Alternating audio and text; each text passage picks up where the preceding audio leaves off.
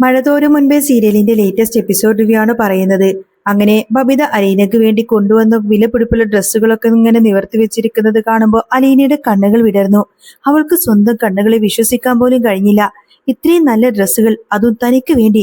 അവൾ ഓരോന്നും തൊട്ടു നോക്കി. ആ മൃദുവായ തുണിയിൽ വിരലോടിച്ചപ്പോൾ അവളുടെ ഉള്ളിൽ പറഞ്ഞറിയിക്കാനാവാത്തൊരു സന്തോഷം നിറഞ്ഞു. ഇതൊക്കെ ഇതൊക്കെ എനിക്ക് വേണ്ടി വാങ്ങിയതാണോ? അലീനയുടെ ശബ്ദം നേരിയ തോതിൽ ഇടറുന്നുണ്ടായിരുന്നു. അവളുടെ കണ്ണുകളിൽ തിളങ്ങുന്ന സന്തോഷം കണ്ട് ബബിതയ്ക്കും കൃഷ്ണമോൾക്കും ചിരി വന്നു. പിന്നല്ലാതെ, ഇതൊക്കെ അലീന ചേച്ചിക്ക് വേണ്ടി തന്നെ വാങ്ങിച്ചതാ. കൃഷ്ണമോൾ കട്ടിലേക്ക് ചാഞ്ഞിരുന്ന് ഓരോ ഡ്രസ്സും എടുത്തു കാണിച്ചുകൊണ്ട് തുടങ്ങി. ഇത് നോക്കിയേ, എന്ത് രസമായി കളറ്! ഇതിനേക്കാൾ അടിപൊളി ഡ്രസ്സുകൾ വേറെയുണ്ട് കേട്ടോ. ചേച്ചി ഇതൊക്കെ ഒന്ന് ഇട്ടു നോക്കിക്കേ. ബബിത അല്പം കുറ്റബോധത്തോടുകൂടിയാണെങ്കിലും ചിരിച്ചുകൊണ്ട് പറഞ്ഞു. അന്ന് ആ പഴയ ഡ്രസ്സൊക്കെ എലി കരണ്ട് നശിപ്പിച്ചതല്ലേ, അതിന് പകരമായിട്ട് വാങ്ങിച്ചതാ ഇതൊക്കെ. അലീന ബബിതയൊന്ന് നോക്കി ചിരിച്ചു. ആ ഡ്രസ്സൊക്കെ എലി കരണ്ടതല്ല എന്നും ബബിത തന്നെ കത്രിക വെച്ച് വെട്ടി നശിപ്പിച്ചതാണൊക്കെ അലീനക്ക് നന്നായിട്ട് അറിയാമായിരുന്നു. പക്ഷേ ആ പഴയ പകയൊക്കെ മറന്നു കൊടുത്തിന് ബബിത ഇപ്പൊ തനിക്ക് വേണ്ടി ഇതൊക്കെ ചെയ്തു തന്നല്ലോ എന്നോർത്തപ്പോ അലീനക്ക് അവരോട് വല്ലാത്ത സ്നേഹം തോന്നി. എനിക്കറിയാമായിരുന്നു ആ ഡ്രസ്സ് എലി കരണ്ടതല്ല എന്ന്, അലീന പതുക്കെ പറഞ്ഞു. ബബിത ഒന്ന് ചമ്മി. ഓ, അപ്പൊ ചേച്ചിക്ക് അതൊക്കെ അറിയാമായിരുന്നില്ലേ? ഏതായാലും അതിന് പകരമായിട്ട് ഞാൻ തന്നെ വാങ്ങിച്ചതായി ഡ്രസ്സുകളൊക്കെ. എന്നോടൊരു വാക്ക് പോലും പറഞ്ഞില്ലല്ലോ രണ്ടുപേരും, അലീന പരിഭവത്തോട് ചോദിച്ചു. പകുതി വഴി എത്തിയപ്പോഴല്ലേ എന്നോട് കാര്യം പറയുന്നത്? അത് ചേച്ചിക്കൊരു സർപ്രൈസ് ആയിക്കോട്ടെ എന്ന് കരുതിയിട്ടാ, കൃഷ്ണമോള് ഇടയ്ക്ക് കയറി പറഞ്ഞു. പിന്നെ അച്ഛനോട് വിളിച്ചു ചോദിച്ചപ്പോ അച്ഛനും പറഞ്ഞു ചേച്ചിക്ക് ഇഷ്ടമുള്ള ഡ്രസ്സൊക്കെ എടുത്തോളാന്. അതുകൊണ്ട് ഞങ്ങൾ രണ്ടുപേരും കൂടി സെലക്ട് ചെയ്തു. ചേച്ചി ഈ ഡ്രസ്സൊക്കെ ഒന്ന് മാറിയിട്ട് കാണിക്കണം കേട്ടോ. ഇതിലേതാ ചേച്ചിക്ക് ഏറ്റവും കൂടുതൽ ചേരുന്നത് എന്ന് നമുക്കൊന്ന് നോക്കണം. ഇത് കേട്ട് ബബിത ഇടപെട്ടു. അങ്ങനെയൊന്നും നോക്കേണ്ട ആവശ്യമൊന്നുമില്ല കൃഷ്ണേ, ഇതെല്ലാം അലീന ചേച്ചിക്ക് നന്നായിട്ട് ചേരും. ചേച്ചിക്ക് ചേരുന്ന കളറുകൾ നോക്കി തന്നെയാ ഞാൻ ഇത് എടുത്തിട്ടുള്ളത്. ദാ ഈ ഡ്രസ്സ് കണ്ടോ, ഇത് എവിടെയെങ്കിലും പുറത്തു പോകുമ്പോ ഒക്കെ ഇടാൻ പറ്റിയതാ. ബബിത ഒരു മനോഹരമായ ചുരിദാർ എടുത്ത് കാണിച്ചുകൊണ്ട് പറഞ്ഞു. അലീന ഓരോ ഡ്രസ്സും തന്റെ നെഞ്ചോട് ചേർത്ത് വെച്ച് കണ്ണാടിയിലേക്ക് ഇങ്ങനെ നോക്കി. അവൾക്ക് ചേരും, ഇത് കൂടുതൽ ചേരും എന്നൊക്കെ പറഞ്ഞു ബബിതയും കൃഷ്ണമോളും ചുറ്റും കൂടി നിന്നപ്പോ അലീനയുടെ മനസ്സ് നിറഞ്ഞു. പെട്ടെന്നാണ് മുറിയുടെ വാതിൽക്കൽ ഒരു കാൽപെരുമാറ്റം കണ്ടത്. രോഹിത് വാതിൽ പടിക്കൽ ഇങ്ങനെ ചാരി നിൽക്കുന്നുണ്ടായിരുന്നു. മുറിയിലെ കാഴ്ച കണ്ട് അവന്റെ കണ്ണുകളിൽ അത്ഭുതം കൊണ്ട് വിടർന്നു. ഇതെന്താ, ഇവിടെ തുണിക്കടയാണോ? രോഹിത് തമാശയായി ചോദിച്ചു. ഇത് തുണിക്കടയൊന്നുമല്ല രോഹിത്തേട്ടാ, ഇതെല്ലാം അലീന ചേച്ചിക്ക് വേണ്ടി വാങ്ങിച്ച ഡ്രസ്സുകളാ, കൃഷ്ണമോൾ ആവേശത്തോടെ പറഞ്ഞു. ഓ, അലീന ചേച്ചിക്ക് ഡ്രസ്സ് വാങ്ങിച്ചതാണോ? അപ്പോ നിങ്ങൾ രണ്ടുപേരും കൂടി എന്നോട് കള്ളം പറഞ്ഞിട്ടില്ലേ പുറത്തേക്ക് പോയത്? ഡ്രസ്സ് വാങ്ങിക്കാനായിരുന്നല്ലേ പുറത്തു പോയത്? രോഹിത് ചിരിയോടെ ചോദിച്ചു. അതെ, അതിനിപ്പോ എന്താ? അലീന ചേച്ചിക്ക് ഡ്രസ്സ് വാങ്ങിയ രോഹിത്തേട്ടന് വല്ല കുഴപ്പമുണ്ടോ? ബബിത തിരിച്ചു ചോദിച്ചു. അയ്യോ, എനിക്കൊരു കുഴപ്പമില്ല. അലീന ചേച്ചിക്ക് ഡ്രസ്സ് വാങ്ങിക്കൊടുത്ത എനിക്ക് സന്തോഷമേ ഉള്ളൂ. രോഹിത് അലീനയെ നോക്കി. അവളുടെ മുഖത്തെ ആ ഒരു സന്തോഷം കണ്ടപ്പോൾ അവനും വല്ലാത്ത സമാധാനം തോന്നി. അല്ലെങ്കിലും ഈ മാറ്റങ്ങളൊക്കെ കാണുമ്പോൾ എനിക്കും ഒരുപാട് സന്തോഷമുണ്ട്. രോഹിത് അതും പറഞ്ഞ് ബബിത അവനെ കളിയാക്കാൻ തുടങ്ങി. ആ, നീ എന്താടാ ഈ പറയുന്നത്? നീ പറയുന്നത് കേട്ടിട്ട് അങ്ങനെയൊന്നും തോന്നുന്നില്ലല്ലോ. നീ പണ്ടേ വലിയ മാറ്റമുള്ള ആളായിരുന്നില്ലേ? എടാ, നിനക്കും ഇപ്പോഴെടാ മാറ്റം വന്നത്. അലീന ചേച്ചിയെ നീയും ഇപ്പോഴല്ലേ ശരിക്കും മനസ്സിലാക്കാൻ തുടങ്ങിയത്. അതിനു മുൻപ് നീ എന്തായിരുന്നു? എന്നെ കൊണ്ടൊന്ന് പറയിപ്പിക്കരുത് കേട്ടോ. അത് കേട്ട് രോഹിത് പെട്ടെന്ന് പ്രതിരോധത്തിലായി. അയ്യോ, വിട് വിട്, ഞാനില്ലേ, എനിക്ക് വയ്യ നിങ്ങളോട് ഇങ്ങനെ തർക്കിക്കാൻ. ഈ പെണ്ണുങ്ങളോട് നാക്കിട്ടടിക്കാനൊന്നും എനിക്ക് തീരെ താല്പര്യമില്ല എന്ന് പറഞ്ഞുകൊണ്ട് രോഹിത് ചിരിച്ചുകൊണ്ട് അവിടെ നിന്നും ആയിപ്പോയി. രോഹിത് പോയതിനു ശേഷം അലീന വീണ്ടും ഡ്രസ്സുകളൊക്കെ തന്നെ ഇങ്ങനെ നോക്കി നിൽക്കാണ്. പുതിയ ഡ്രസ്സ് കിട്ടിയതിന്റെ സന്തോഷത്തെക്കാൾ ഉപരി ബബിതയുടെ കയ്യിൽ നിന്നും അത് കിട്ടിയെന്നതാണ് അലീനയെ കൂടുതൽ സന്തോഷിപ്പിക്കുന്നത്. ഒരു കാലത്ത് തന്നെ ഒരുപാടധികം ദ്രോഹിച്ചവരാണ് ഇപ്പൊ തന്നെ ഇത്രമാത്രം സ്നേഹിക്കുന്നത്. അലീനയുടെ കണ്ണുകൾ പതുക്കെ നിറയാൻ തുടങ്ങി. അവൾ ആ ഡ്രസ്സുകളിൽ ഒന്ന് മുഖം ചേർത്തു. പുതിയ തുണിയുടെ ആ ഒരു മണം അവൾ പഴയകാല ഓർമ്മകളിലേക്ക് കൊണ്ടുപോയി. സത്യം പറയാലോ, അലീനയുടെ ശബ്ദം ഗദ്ഗതത്താൽ മുറിഞ്ഞു. ഇത്രയും പുതിയ ഡ്രസ്സുകളൊക്കെ ഞാൻ എന്റെ ജീവിതത്തിൽ ആദ്യമായിട്ടാ ഒരുമിച്ച് കാണുന്നത്. ബബിതയും കൃഷ്ണമോളും അവളെ തന്നെ നോക്കി നിന്നു. അലീനയുടെ വാക്കുകളിൽ നിറഞ്ഞു നിന്നിരുന്ന വേദന അവർക്കൊക്കെ ഫീൽ ചെയ്യുന്നുണ്ടായിരുന്നു. പണ്ട് ഞാനും എന്റെ രേവതിക്കുട്ടിയും അനാഥാലയത്തിലായിരിക്കുമ്പോൾ ഏതെങ്കിലും വീടുകളൊക്കെ കയറി ആൾക്കാരൊക്കെ കൊണ്ടുവരുന്ന പഴയ ഡ്രസ്സുകളൊക്കെ ഞങ്ങൾ ഇട്ടിരുന്നത്. പിന്നെ ക്രിസ്മസ് ആവുമ്പോൾ ഞങ്ങളുടെ ബ്രിജിത്താമ്മ ഞങ്ങൾക്ക് ഓരോ ജോഡി ഡ്രസ്സൊക്കെ എടുത്തു തരും. അതുമാത്രമായിരുന്നു ഞങ്ങളുടെ ആകെ സമ്പാദ്യം. ബാക്കി എല്ലാങ്ങളും ഞങ്ങൾ പിച്ച തെണ്ടി കിട്ടുന്നത് പോലെ പഴയ ഉടുപ്പുകളായിരുന്നു. പുതിയ ഡ്രസ്സുകളുടെ ഒക്കെ മണം ഞങ്ങൾക്ക് ശരിക്കും അറിയുക പോലും ഇല്ലായിരുന്നു. അലീനയുടെ കവിളിലൂടെ കണ്ണുനീരിങ്ങനെ നിറഞ്ഞൊഴുകി. കൃഷ്ണമോൾക്ക് അത് കേട്ടപ്പോൾ വല്ലാത്ത സങ്കടം വന്നു. അലീന ചേച്ചി, ചേച്ചി കരയാണോ? അലീന വേഗത്തിൽ തന്നെ കണ്ണുനീര് തുടച്ചു. എങ്ങനെയാ മോളെ കരയാതിരിക്കുന്നത്? സങ്കടം വരുമ്പോ മാത്രമല്ലല്ലോ, വല്ലാതങ്ങ് സന്തോഷം വരുമ്പോ നമ്മൾ അറിയാതങ്ങ് കരഞ്ഞു പോകും. ഇതിപ്പോ ആനന്ദ കണ്ണീരാണെന്നങ്ങ് കൂട്ടിയാ മതി. ഇപ്പൊ എനിക്കും രേവതിക്കുട്ടിക്കും ഒരുപാട് ഭാഗ്യമുണ്ട്. അത് ചിലപ്പോൾ ഞങ്ങളുടെ ബ്രിജിത്താമ്മയുടെ അനുഗ്രഹമായിരിക്കും. ഞങ്ങൾക്ക് നല്ലൊരു കുടുംബത്തെ കിട്ടിയല്ലോ. രേവതിക്കുട്ടിക്ക് അവളുടെ സ്വന്തം വീട് പോലെയാണ്. അതുപോലെ തന്നെയാണ് എനിക്കും. ഈ വീട് എന്റെ സ്വന്തം വീട് പോലെയാണ്. എനിക്ക് സ്വന്തം സഹോദരങ്ങൾ പോലെ നിങ്ങളെ രണ്ടുപേരെയും കിട്ടി, ഒരച്ഛനെ കിട്ടി. അതിൽ കൂടുതൽ എന്താ വേണ്ടത്? ഈ തുണി കിട്ടിയില്ലേ, എനിക്കത് തരണമെന്ന് നിങ്ങൾക്ക് തോന്നിയ മനസ്സില്ലേ, അതിലാ എനിക്ക് ഏറ്റവും കൂടുതൽ സന്തോഷം. അലീനയുടെ വാക്കുകൾ ബബിതയുടെയും കൃഷ്ണമോളുടെയും കണ്ണുകൾ നനയിച്ചു. തങ്ങൾ അവളോട് ചെയ്ത ക്രൂരതയ്ക്ക് ഓർത്തുകൊണ്ട് തന്നെ ബബിതയ്ക്ക് വല്ലാത്ത കുറ്റബോധം തോന്നി. എങ്കിലും അതൊന്നും പുറത്തു കാണിക്കാതെ അവൾ നേരെ അലീനയെ ചേർത്ത് പിടിച്ചു. സാരമില്ല ചേച്ചി, ഇനിയിപ്പൊ അതൊന്നും ഓർത്ത് കരയണ്ട. ഇതൊക്കെ ഞങ്ങളുടെ ഒരു കടമയല്ലേ, ബബിത ആശ്വസിപ്പിച്ചു. ഏതായാലും എനിക്കിതിനൊക്കെ പകരം വീട്ടണം. നോക്കിക്കോ, ഞാനും ഇതിനൊക്കെ പകരം വീട്ടുന്ന ഒരു ദിവസം വരും. അലീന കണ്ണീരടക്കിയിട്ടും ചിരിച്ചുകൊണ്ട് തന്നെ പറഞ്ഞു. അവൾ ആ ഡ്രസ്സുകൾ ഒന്നുകൂടി നെഞ്ചോട് ചേർത്ത് പിടിച്ചു. ഈ സ്നേഹം ഒരിക്കലും നഷ്ടപ്പെടരുതേ എന്ന് അവൾ മനസ്സുരുകി തന്നെ പ്രാർത്ഥിക്കുന്നുണ്ട്. ഇതേ സമയത്തിന്റെ കാണിക്കുന്നത് മാമച്ചായന്റെ വീടായിരിക്കും. വീട്ടിൽ വല്ലാത്ത മൂകത തളം കെട്ടി നിന്നു. സ്വീകരണ മുറിയിൽ രേവതിക്കുട്ടിയും മാമച്ചനും ഗ്രേസ്യാമ്മയും ഗൗരവമായ ഏതോ ചിന്തയിലായിരുന്നു. എല്ലാവരുടെയും മുഖത്ത് വല്ലാത്ത കൺഫ്യൂഷനും ആശങ്കയും നിഴലിച്ചു നിന്നു. കുറച്ചു മുൻപ് ടോണി അവിടെ വന്നുണ്ടാക്കിയ പ്രശ്നങ്ങൾ അവരുടെ മനസ്സിൽ മുഴുവൻ മദ്യപിച്ച് ലക്കുകെട്ട് അവൻ വന്ന് പറഞ്ഞ കാര്യങ്ങളെല്ലാം തന്നെ അവരുടെ ഉറക്കം കെടുത്തി കളഞ്ഞിരുന്നു. എനിക്ക് തോന്നുന്നത് ഷെറിൻ ചേച്ചിയുടെ കുഞ്ഞ് ഏതെങ്കിലും അനാഥാലയത്തിലുണ്ടാവും. അതുറപ്പാ, രേവതിക്കുട്ടി നിശബ്ദയെ ഭേദിച്ചുകൊണ്ട് പറഞ്ഞു. അവളുടെ ശബ്ദത്തിൽ വല്ലാത്ത ഉറപ്പുണ്ടായിരുന്നു. ടോണി ചേട്ടൻ മദ്യപിച്ചതുകൊണ്ടാണ് ഇതൊക്കെ പുറത്തു വരുന്നത്. ഇല്ലായിരുന്നെങ്കിൽ ഈ സത്യമൊന്നും നമ്മൾ ഒരിക്കലും അറിയില്ലായിരുന്നു. മദ്യത്തിന്റെ ലഹരിയിൽ അറിയാതെ അവൻ വായിൽ വീണതെല്ലാം തന്നെ വിളിച്ചു പറഞ്ഞതാണ്. ഗ്രേസ്യാമ്മ നെടുവേർപ്പെട്ടു. അവളുടെ കണ്ണുകൾ കലങ്ങിയിട്ടുണ്ടായിരുന്നു.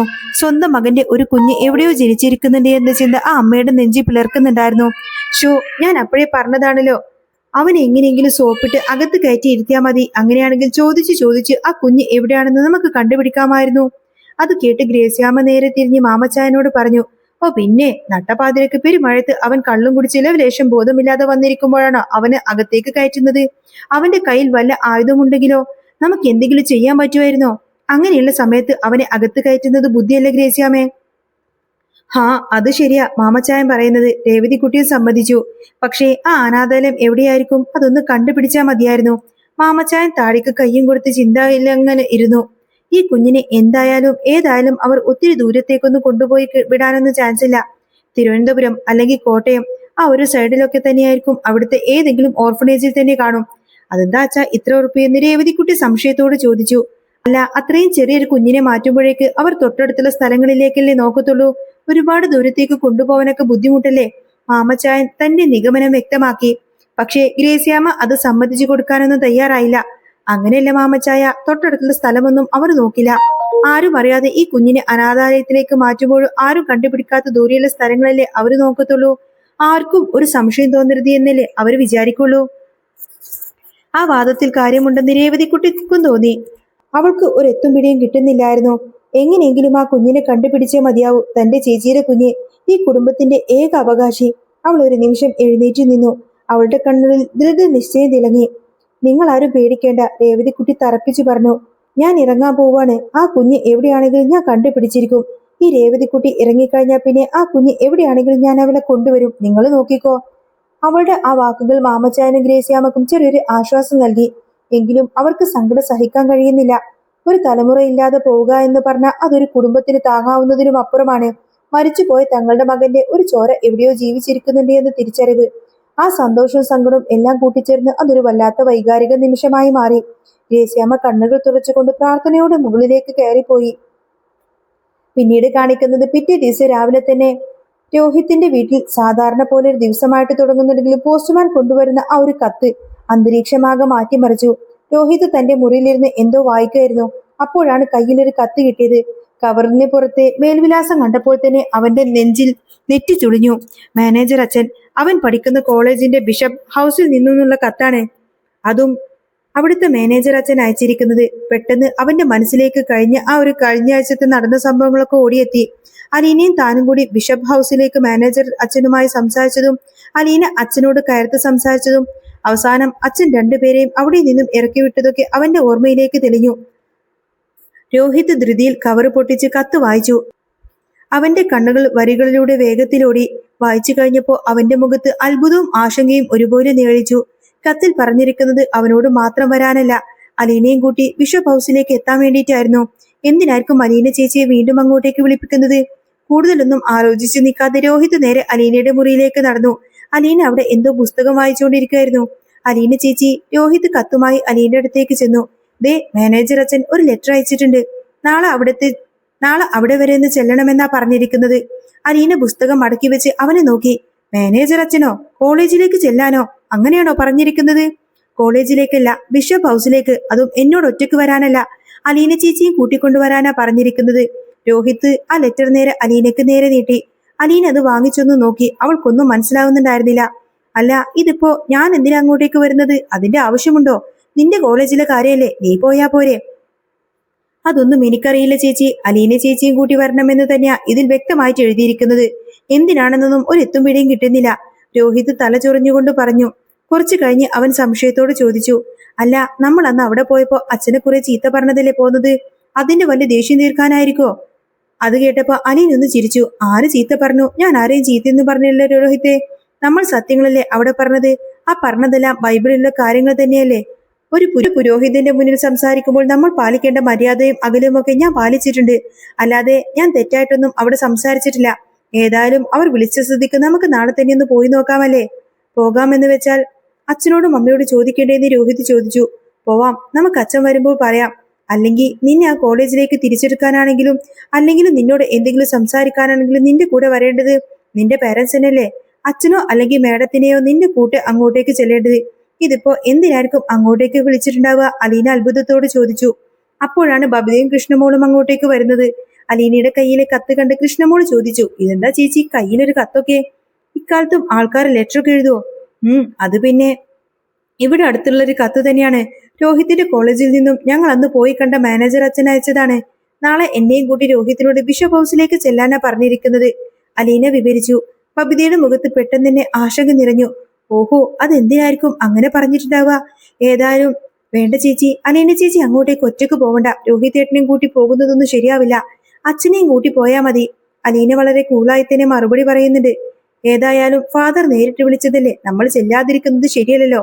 ബബിതേ, ഞാൻ പോയിട്ട് വരാം.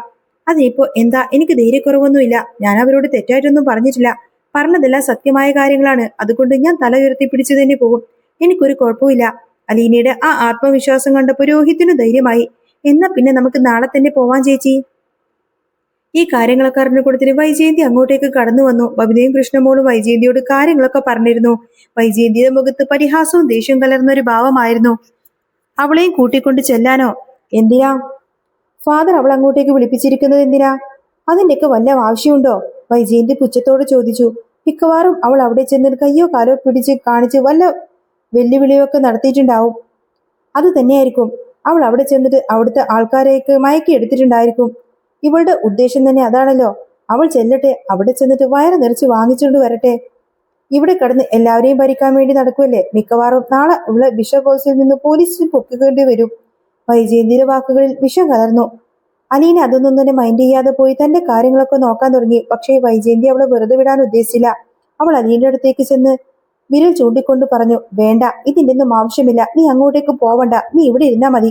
നിനക്ക് പകരം അവന്റെ അച്ഛനും അമ്മയും ഞങ്ങളായിട്ട് ഇവിടെ ഉണ്ടല്ലോ. ഇപ്പൊ എനിക്ക് പോകാൻ പറ്റാത്തത് കൊണ്ട് ബാലചന്ദ്രൻ പോയിക്കോളും. നീ അവിടെ അവരുടെ കൂടെ പോവണ്ട. അത് കേട്ട് രോഹിത് മുന്നോട്ട് വന്നു. അതെങ്ങനെയാ ശരിയാവുന്നത്? ഞാൻ അലീന ചേച്ചി വരണ്ട എന്ന് പറഞ്ഞാൽ അത് ശരിയാവോ? ഈ കത്തിൽ വ്യക്തമായിട്ട് എഴുതിയിട്ടുണ്ട് അലീന ചേച്ചിയും കൂട്ടിക്കൊണ്ട് വരണമെന്ന്. ഞാൻ ചെല്ലാമെന്നാ എഴുതിയിട്ടുള്ളത്, അല്ലാതെ വേറെ ആരെയും കൂട്ടിച്ചെല്ലാനൊന്നും പറഞ്ഞിട്ടില്ല. അപ്പോ അലീന ചേച്ചി കൂട്ടിയിട്ടല്ലേ ഞാൻ പോവേണ്ടത്? വൈജയന്തിക്ക് അത് കേട്ടപ്പോ ദേഷ്യം സഹിക്കാനായില്ല. പിന്നെ ഇവളെയും കൂട്ടിക്കൊണ്ട് നീ അങ്ങോട്ടേക്ക് ചെന്നിട്ട് എന്ത് മലമറിക്കാനാടാ? കഴിഞ്ഞ ദിവസം അവിടെ പോയിട്ട് നിങ്ങൾക്ക് എന്തെങ്കിലും സാധിക്കാൻ പറ്റിയോ? വെറുതെ നാണക്കേടുണ്ടാക്കാനായിട്ട് ഓരോന്ന് ഇറങ്ങി തിരിച്ചോളും. എടാ രോഹിത്തെ, അവിടെ ചെന്നിട്ട് നിന്റെ ആരാണെന്തെങ്കിലും ചോദിച്ചു കഴിഞ്ഞാൽ നീ അവരോടൊക്കെ എന്ത് മറുപടി പറയണം? ആരാണ് നീ എന്ന് നീ പറയും? രോഹിത് ഒരു നിമിഷം പോലും ആലോചിച്ചില്ല. അവന്റെ കണ്ണുകളിൽ വല്ലാത്ത തിളക്കമുണ്ടായിരുന്നു. വളരെ ഉറച്ച ശബ്ദത്തിൽ തന്നെ അവൻ പറഞ്ഞു, വേറെ ആരുമല്ല. അതിനിപ്പോ എന്താ? ഞാൻ പറയും ഇവളെന്റെ ചേച്ചിയാണെന്ന്. എന്റെ സ്വന്തം ചേച്ചിയാണെന്ന് പറയുന്നതിന് എനിക്കൊരു നാണക്കേടുമില്ല. എന്റെ സ്വന്തം ചേച്ചിയാണെന്ന് പറഞ്ഞ് ഒരാളെ പരിചയപ്പെടുത്തുന്നതിൽ എനിക്ക് അഭിമാനമേ ഉള്ളൂ. വേറെ ആരെ പരിചയപ്പെടുത്തുന്നതിനേക്കാളും എനിക്ക് ഏറ്റവും കൂടുതൽ സന്തോഷം എന്റെ അലീന ചേച്ചിയെ പരിചയപ്പെടുത്തുന്നത് തന്നെയാണ്. രോഹിത്തിന്റെ ആ വാക്ക് കേട്ടപ്പോൾ അലീനയുടെ കണ്ണുകൾ നിറഞ്ഞുപോയി. അവൾക്ക് അവനോട് വല്ലാത്ത പറഞ്ഞറിയിക്കാനാത്തവ സ്നേഹം തോന്നി. എന്നാൽ വൈജയന്തിക്ക് അത് ദഹിച്ചില്ല. അവൾ പുച്ഛത്തോട് ചിരിച്ചു. ഹാ, എനിക്കറിയാമടാ, നിന്നെ അവൾ പൂർണ്ണമായിട്ട് കയ്യിലെടുത്ത് വെച്ചിരിക്കുകയാണെന്ന് എനിക്കറിയാം. ചെല്ല് ചെല്ല്, നീ ചെയ്യ്. അവളെയും കൂട്ടിക്കൊണ്ട് നീ അങ്ങോട്ടേക്ക് ചെല്ല്. അവിടെ ചെന്ന് കിട്ടുമ്പോ നിനക്ക് പഠിക്കാൻ പറ്റൂ. ആങ്ങളെ ചത്താലും കുഴപ്പമില്ല, നാത്തൂന്റെ കണ്ണീര് കണ്ടാ മതിയല്ലോ ഒന്ന് പഴഞ്ചൊല്ല്. അതുപോലെ തന്നെ ഇപ്പൊ നിന്റെ കാര്യം, നിന്റെ കണ്ണീര് കണ്ടാലും കുഴപ്പമില്ല, ഇവൾക്കത് കിട്ടണം. വൈജയന്തി ദേഷ്യത്തോടെ അവിടെ നിന്ന് പോയി. രോഹിത്തും അലീനയും പരസ്പരം നോക്കി. അവർക്ക് വൈജയന്തിയുടെ വാക്കുകളിൽ ഒരു പ്രശ്നമായിരുന്നില്ല. വൈകുന്നേരം ബാലചന്ദ്രൻ വന്നപ്പോ അലീന കാര്യങ്ങളെല്ലാം അദ്ദേഹത്തോട് പറഞ്ഞു. അച്ഛാ, ഇങ്ങനൊരു ലെറ്റർ വന്നിട്ടുണ്ട്. മാനേജർ അച്ഛൻ അങ്ങോട്ടേക്ക് വിളിപ്പിച്ചിരിക്കുകയാണ്. രോഹിത്തിന്റെ കൂടെ ഞാനും ചെല്ലണമെന്നാ പറഞ്ഞിരിക്കുന്നത്. ഞാൻ പോട്ടെ രോഹിത്തിന്റെ കൂടെ? അവിടെ ചെന്ന് അവർക്ക് എന്താ പറയാനുള്ളതൊക്കെ കേൾക്കാമല്ലോ. ചിലപ്പോ എനിക്ക് തോന്നുന്നത് അവിടെ ചെന്ന് നമ്മളെ കുറ്റപ്പെടുത്താനായിരിക്കും. എന്തെങ്കിലും നല്ല കാര്യത്തിനായിരിക്കില്ലേ വിളിപ്പിച്ചത്.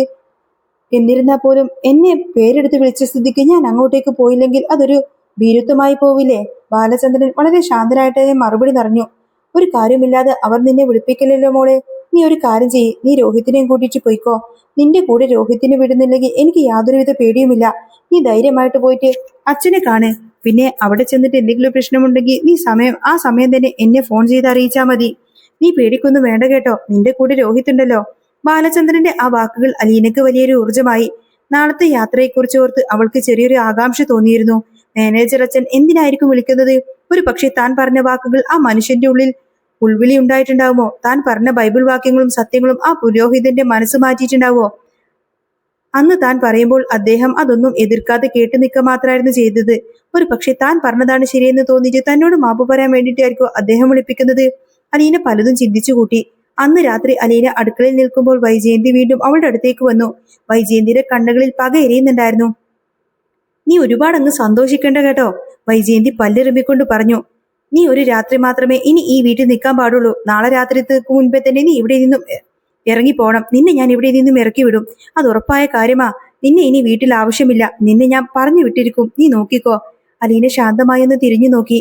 ഞാൻ എന്ത് തെറ്റാ മാഡം ചെയ്തത്? എന്തിനാ എന്നോട് ഇത്രമാത്രം ദേഷ്യം? എടി, നിന്റെ തെറ്റൊന്നും എനിക്ക് കേൾക്കേണ്ട.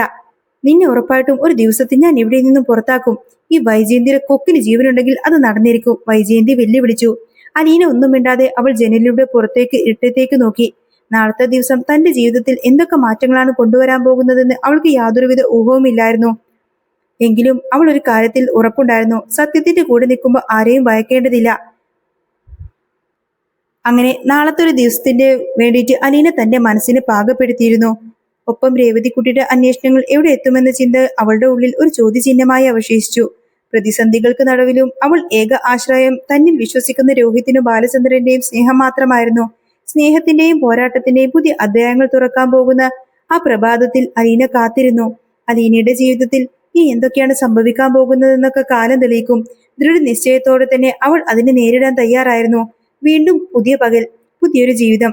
എന്തു തന്നെ വന്നാലും അവൾ പതരാതെ തന്നെ മുന്നോട്ടു പോവും. സത്യവും ധർമ്മവും അവളുടെ കൂടെയുണ്ട്. അതുകൊണ്ട് തന്നെ അവൾക്ക് ആരെയും ഭയമില്ല. ഈ യാത്രയിൽ അവൾക്ക് തുണയായി രോഹിത്തും ബാലചന്ദ്രനും ഉണ്ടല്ലോ. ആ ഒരു ധൈര്യം മാത്രമായിരുന്നു അലീന ഇനി മുന്നോട്ടു പോവാൻ പോകുന്നത്. അവൾ ആകാശത്തേക്ക് നോക്കി ഒന്ന് പുഞ്ചിരിച്ചു. ഇരുട്ടിന് ശേഷം എപ്പോഴും പ്രകാശമുണ്ട്. ആ പ്രകാശത്തിലാണ് അവളുടെ ഇനിയുള്ള യാത്ര. അതെ, ഇത് അലീനയുടെ കഥയാണ്. അലീനയുടെ മാത്രം പോരാട്ടത്തിന്റെ കഥ. അവിടെ തോൽക്കാൻ അവൾ തയ്യാറായിരുന്നില്ല. ഒരു പുതിയ യുദ്ധത്തിന്റെ തയ്യാറെടുപ്പോടുകൂടി തന്നെ അവൾ കണ്ണുകൾ അടച്ചു. ഇനി നാളെ എന്തായിരിക്കും സംഭവിക്കുന്നത് എന്ന് പ്രതീക്ഷയോടുകൂടി തന്നെ നമുക്ക് കാത്തിരിക്കാം കേട്ടോ. അപ്പൊ നിങ്ങൾക്ക് ഈ ഒരു ചാനൽ ഇഷ്ടമാവുകയാണെങ്കിൽ സബ്സ്ക്രൈബ് ചെയ്യാനും സപ്പോർട്ട് ചെയ്യാനും മറക്കല്ലേ. നെക്സ്റ്റ് വീഡിയോ ഉടനെ വരാം. ബൈ.